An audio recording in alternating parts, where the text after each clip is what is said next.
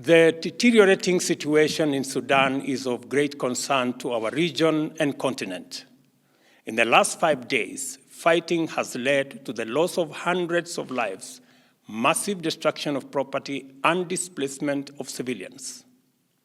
Kenya is deeply alarmed that a misunderstanding over a single outstanding item in the political framework agreement, namely the time frame for the integration of the rapid support forces into the Sudan armed forces, has degenerated into violent conflict. As a result, the parties to the framework agreement have been engaged in military confrontation. The indiscriminate deployment of lethal power and air power by both RSF and SAF has targeted military and non-military targets, causing devastating damage to property as well as strategic public infrastructure, including roads, bridges, and airports. We are also deeply concerned that members of the diplomatic community have been targeted and civilians in general have been caught in the crossfire. A pattern of systematic violation of established norms and principles of international humanitarian law is clearly emerging, and this situation is evolving into a threat to regional and international peace and security. Kenya implores the leadership of the two parties to ensure full compliance with the resolution of the Intergovernmental Authority on Development Heads of State Summit held last Sunday.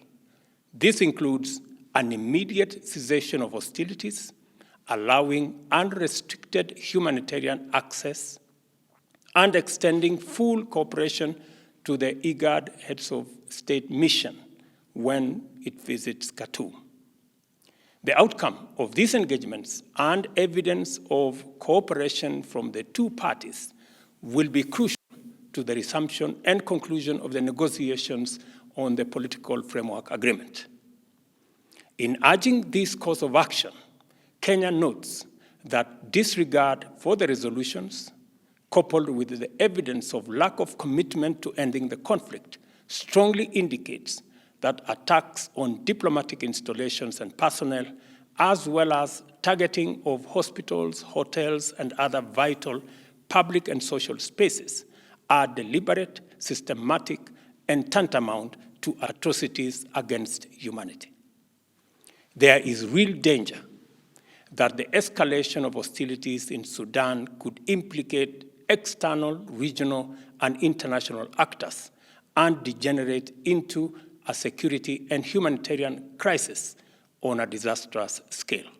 It is therefore critical for an international coalition of all the actors that have been involved in supporting the restoration of civilian rule in Sudan to act with urgency. The United Nations, Africa Union, IGAD, and all the other stakeholders for the Sudan must lead a process that extends beyond mere cessation of hostilities towards the restoration of sustainable peace, security, and stability.